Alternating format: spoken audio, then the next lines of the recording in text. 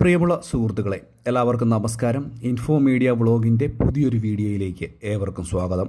ഈ മാസത്തെ ക്ഷേമ പെൻഷൻ വിതരണവുമായി ബന്ധപ്പെട്ടുള്ള വളരെ പ്രധാനപ്പെട്ട അറിയിപ്പ് ഇപ്പോൾ എത്തിയിരിക്കുകയാണ്. നമ്മൾ DBT അധികൃതരുമായിട്ട് സംസാരിച്ചു. ക്ഷേമ പെൻഷൻ്റെ വിതരണ തീയതി ഇപ്പോൾ ഔദ്യോഗികമായിട്ട് അറിയിച്ചിരിക്കുകയാണ്. അപ്പോൾ ഇത് സംബന്ധിച്ചുള്ള വിശദമായിട്ടുള്ള അറിയിപ്പുകൾ ഇന്നത്തെ വീഡിയോയിൽ ഉൾപ്പെടുത്തുന്നുണ്ട്. എല്ലാവരും വീഡിയോ പൂർണ്ണമായും കാണുക, വീഡിയോ ലൈക്ക് ചെയ്യുക. ചാനൽ ആദ്യമായിട്ട് കാണുന്ന സുഹൃത്തുക്കൾ തീർച്ചയായിട്ടും നമ്മുടെ ചാനലൊന്ന് സബ്സ്ക്രൈബ് ചെയ്ത് വെക്കുക.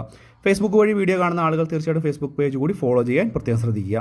നമ്മുടെ സംസ്ഥാനത്ത് ജൂലൈ മാസത്തെ ക്ഷേമ പെൻഷൻ്റെ വിതരണം എന്നാണ് എന്നുള്ളത് ചോദിച്ച് വളരെയധികം ആളുകൾ സംശയമായിട്ട് വന്നിട്ടുണ്ട്.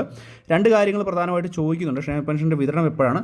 മസ്റ്ററിങ്ങിൽ തുടങ്ങിയിട്ടുണ്ട്. ഇപ്പോൾ കുറച്ച് താമസിച്ച് ചെയ്താൽ എന്തെങ്കിലും പ്രശ്നമുണ്ടോ എന്നുള്ളൊരു കാര്യം, പെൻഷൻ മുടങ്ങുമോ എന്നുള്ളതാണ് അവരുടെ ഏറ്റവും പ്രധാനപ്പെട്ട സംശയം.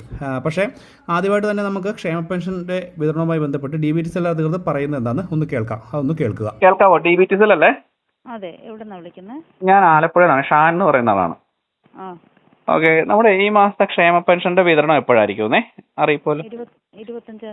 25 അറിയിപ്പ് വന്നാണോ?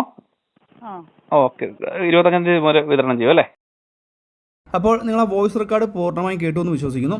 ഇതിൽ പറയുന്നുണ്ട് 25 തീയതി മുതൽ, അതായത് 2-3 ദിവസത്തിനുള്ളിൽ തന്നെ ക്ഷേമ പെൻഷൻ വിതരണം ആരംഭിക്കും. 25 തീയതി മുതൽ തന്നെ നിങ്ങളുടെ ബാങ്ക് അക്കൗണ്ടുകളിലേക്ക് തുക എത്തുന്ന രീതിയിലായിരിക്കും തുകയുടെ വിതരണമെന്ന് ഔദ്യോഗികമായിട്ട് തന്നെ ഇപ്പോൾ DBT വിളിച്ചപ്പോൾ നമുക്ക് അറിയിക്കുന്ന വിവരം. ഇത് പ്രധാനപ്പെട്ട ഒരു കാര്യമാണ്. എല്ലാ മാസവും 25 തീയതിക്ക് മുമ്പാകെ തന്നെ പെൻഷൻ തുക വിതരണം ചെയ്യാൻ ഇപ്പോഴത്തെ UDF സർക്കാർ ശ്രമിക്കുന്നു എന്നുള്ളതിൻ്റെ ഏറ്റവും പുതിയ ഒരു അറിയിപ്പാണ് ഇപ്പോൾ ലഭിക്കുന്നത്. വളരെ പ്രധാനപ്പെട്ട ഒരു കാര്യമാണിത്. മാത്രമല്ല, ഇനി അങ്ങോട്ടുള്ള സമയത്ത് അടുത്ത മാസം ഒരുപക്ഷെ ക്ഷേമ പെൻഷൻ്റെ വർധനവും ഉണ്ടായേക്കാം. 2500 രൂപയിലേക്കൊക്കെ തുക എത്തുവാനുള്ള സാധ്യത ഇപ്പോൾ ഔദ്യോഗികമായിട്ട് തന്നെ നിലനിൽക്കുകയാണ്. ഇത് കൂടാതെ മറ്റൊരു പല ആളുകളും ചോദിക്കുന്നുണ്ട്. ഇപ്പോൾ മസ്റ്ററിങ് തുടങ്ങിയിട്ടുണ്ട്. അതുകൊണ്ട് തന്നെ ഇപ്പോൾ ഇതുവരെയായിട്ട് മസ്റ്ററിങ് ചെയ്യാത്ത ആളുകൾക്ക്, അതായത് ഇന്ന് 22 തീയതി വരെയൊക്കെ ആയിരിക്കുന്നു, 22 തീയതിയോടുകൂടി തന്നെ പെൻഷൻ മസ്റ്ററിങ് ചെയ്യാത്ത ആളുകൾക്ക് ഈ ക്ഷേമ പെൻഷൻ മുടങ്ങുമോ എന്നുള്ളൊരു കാര്യം എല്ലാവരും മനസ്സിലാക്കേണ്ട ഏറ്റവും പ്രധാനപ്പെട്ട അറിയിപ്പ് എന്ന് പറയുന്നത് തന്നെ ക്ഷേമ പെൻഷൻ മസ്റ്ററിങ്ങിന് ഒരു കാലാവധി നമ്മുടെ സംസ്ഥാന സർക്കാർ വെച്ചിട്ടുണ്ട്. ആ ഒരു സമയം കഴിഞ്ഞതിന് ശേഷം മസ്റ്ററിങ് ചെയ്ത് പൂർത്തീകരിക്കാത്ത ആളുകൾക്കായിരിക്കും ക്ഷേമ പെൻഷൻ തുക മുടങ്ങുക.